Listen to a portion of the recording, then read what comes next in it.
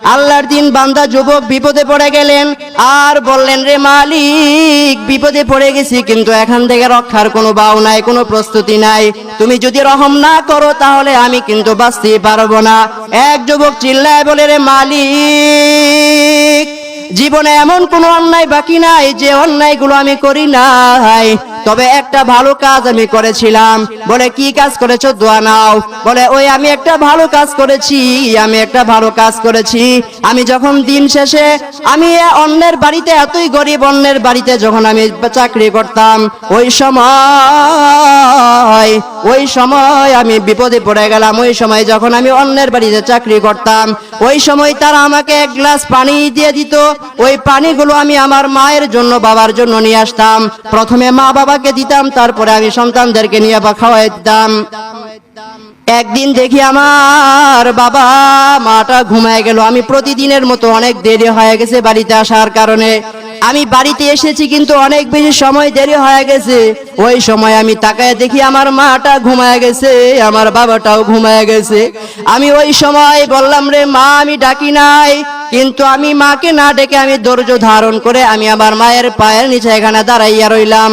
আর আমার পাশে সন্তানগুলো চিল্লায় আর বলে, রে মা, রে বাবা, রে বাবা, আমাকে যদি তুমি আমাকে এই গ্লাস পানি দাও, দুধ দাও, তাহলে আমার অন্তরটা শীতল হয়ে যাবে। কিন্তু আমি প্রতিজ্ঞাবদ্ধ হয়েছিলাম আমি আমার বাবা মাকে না দিয়ে কাউকে দিব না। ওই সময় আমার সন্তানের এই কান্না দেখেও আমি আমার বাবাকে দেই নাই, মাকেও দেই নাই। এক সময় রাত্র যখন শেষ হয়ে গেছে, ফজরের সময় যখন আজান হয়ে গেল, ওই সময় তাকে আমার মায়ের দেখে আমার সন্তান পায়ের কাছে দাঁড়াইয়া বলে, মা, আমি এত রাত পর্যন্ত জাগ্রত রয়েছি ওয়াদাবদ্ধ, কারণ তোমার দোয়া ছাড়া আমি জীবনে কিছুই হতে পারবো না, এই জন্য আমি তোমার দোয়ার আশায় এখানে দাঁড়ায় আছি। এই তখন আমার মা আমার জন্য দোয়া করলেন, আর এই বিপদ থেকে, আমাকে মুসিবত থেকে আল্লাহ হেফাজত করে দিয়েছেন।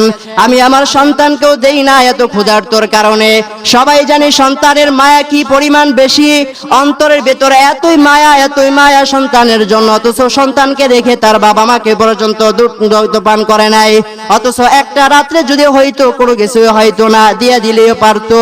এই জন্য বলি, যদি বিপদের মধ্যে বাঁচতে চাও, বিপদের সম্মুখীন যদি না হতে চাও, প্রথমে তোমার মা বাবার থেকে দোয়া নাও, মা বাবার দোয়া ছাড়া কেউ কিছুই হইতে পারবে না। রাসূল করিম সাল্লাল্লাহু আলাইহি ওয়াসাল্লামের দায়িত্বশীল যে হাদিসটা পড়লাম, এখান থেকে সবার দায়িত্বশীলের একটা বিষয় আছে, এখান থেকে এটা আমাদের নেওয়া প্রয়োজন।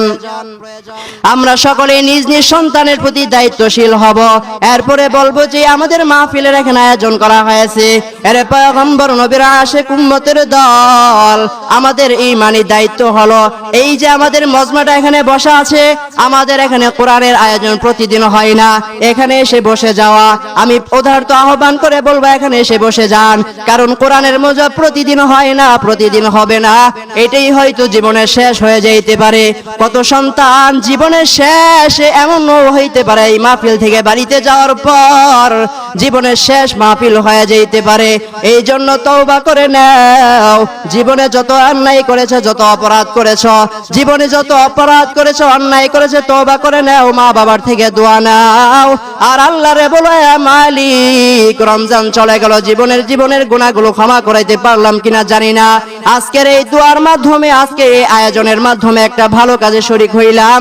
এই ভালো কাজে শরীক হওয়ার উসিলায় আমাদের জীবনের জিন্দেগির সমস্ত গুনাহগুলো মাফ করে দাও।